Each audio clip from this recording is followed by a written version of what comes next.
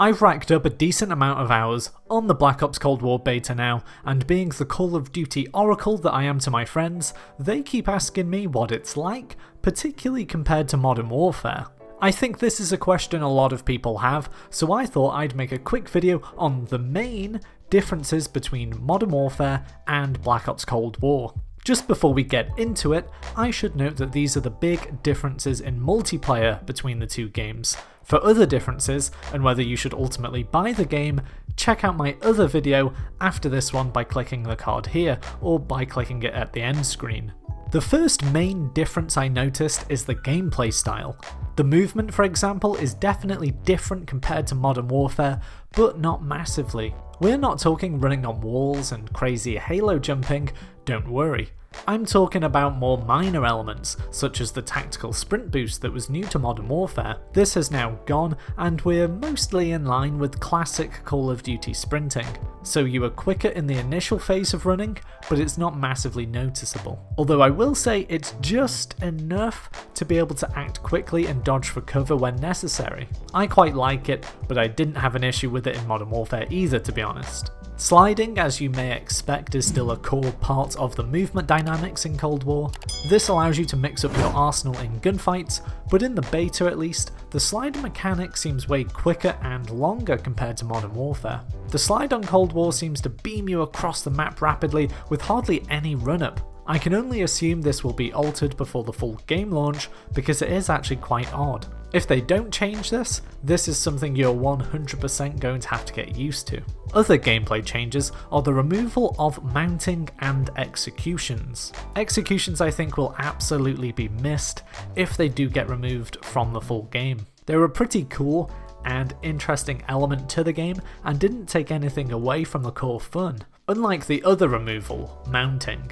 Mounting encouraged camping so much. I can't believe they brought it in. You get to turn your weapon into a zero recoil beamer as long as you don't move from your cover. It only made for a slower and more campy gameplay style. Goodbye mounted. On the same theme of Black Ops Cold War going more towards faster paced games with less camping, there are some other subtle changes, which will help in a big way towards making a more open gameplay style. First and foremost, we're talking the time to kill. This has increased slightly, meaning it takes a bullet or two more to kill someone. Why is this important? Well, it means people have confidence to actually run out of cover and try to capture objectives, or just not bore themselves to sleep. The counterweight to the increased time to kill seems to be the weapons in general seem a little more accurate with less recoil, so the total difference in game isn't ridiculous. Further on the Cold War theme of getting people off their arses and into the fight is the change to Dead Silence and Ghost, as I mentioned in my previous video. Dead Silence is now back as a perk called Ninja, which was the case for most Call of Duties. Ghost now only blocks you from UAVs if you're actively moving on the map. These two perks mean again that you're encouraged to move around, try and take objectives, and explore. On Modern Warfare currently, you have to wait a couple of minutes to run around quietly for about 20 seconds or something, so it's safer to camp in a building and be completely unseen with Ghost on. Finally, on the gameplay side of things, there's the reintroduction of score streaks, which replaces kill streaks. We are once again encouraged to get moving and in the action if we want to earn streaks and torture the map from above in a chopper.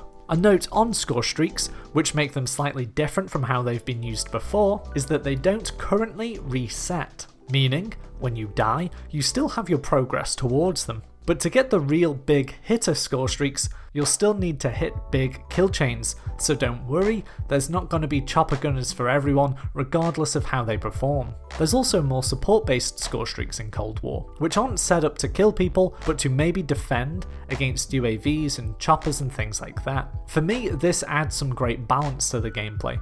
Cold War has also kept field upgrades from Modern Warfare, which I think is a great positive. These include items such as mines and anti-score streak elements, again attempting to balance the game. Another big difference that I noticed between Modern Warfare and Cold War is the map design. We're back to classic 3-lane Call of Duty maps, as opposed to the mosaic of avenues and verticality of Modern Warfare. These designs are made to keep you in the action as much as possible, where there aren't too many nooks and crannies, and you can predict where the enemies will roughly be to give you a chance on the move. Furthermore, doors have been completely removed. They made the games feel slightly closer to reality on Modern Warfare, but again, just encouraged slower paced games and camping.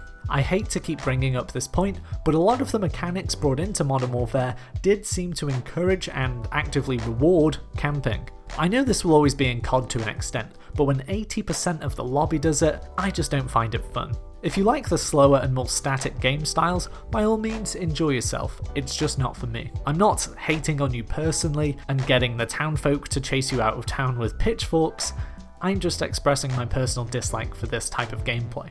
If the game rewards certain movements and exploits, it's not your fault for doing it, and that's always my kind of thought process on things like that. My final note on map differences between the two games is that there's still going to be big maps for bigger game modes, such as 12v12s, but they don't appear to be anywhere near as big because the lobbies aren't going to be as big. I'm not going to say this is good or bad, since you'll have your personal preference for ground war and equivalent game modes. I just thought I'd let you know. Another fan favourite feature of Call of Duty is back in Cold War, and that's map voting. I just like to see this. Give the people some choice and basically don't force us to play some of the worst maps ever created. Obviously there's a flip side to this, in that you may not end up playing some maps as much, but I mean maybe this is a good thing to a degree. I haven't even managed to play Miami on the beta due to map voting, but according to my friends and the internet, that could be a good thing. If you don't think map voting is a big deal, hit me up next time you're on Piccadilly. Okay, we're nearly at the end of the video now, but I couldn't go without mentioning the creator class and loadout differences and similarities between the two games. The big difference here is that wildcards are back, which means you can stack attachments or perks. For example, Ninja, Cold-Blooded, and Ghost are all perk 3, but you can use a wildcard to run all 3 of them to make a super stealth class setup. Alternatively, you can turn your AR into some Inspector Gadget mad piece of machinery. Finally, the best part of Modern Warfare was arguably the Gunsmith introduction within Creator class, where there were more options than ever before. It looks like this is staying for Black Ops Cold War, which I think is an all-round good thing. I can't imagine anyone is against that remaining in the game. Many of the aspects Black Ops Cold War is bringing to the table are features that have been in Call of Duty games previously. This isn't a bad thing by any means. By mixing and matching the best features from previous years, I actually think they can get a great balance, which includes enhanced customization and gameplay variety. I really think this is going to be a great year for COD, and with that marks everything from me in this video. I should just say before I go that Cold War isn't by any means perfect, but the main differences are moving the game in the right direction for the way I and many others like to play. You're allowed to disagree with me on whether these big differences are good or bad for the way you like to play, and I'm sure you'll let me know in the comments below if you do. I look forward to hearing from everyone, regardless of whether they agree with me or not. If you did like the video, please give it a quick like, and consider subscribing for more Call of Duty videos. If the channel really is your vibe, you could even become a member by clicking join next to the subscribe button, or following the link down in the description, which will get you access to exclusive perks. Bye for now.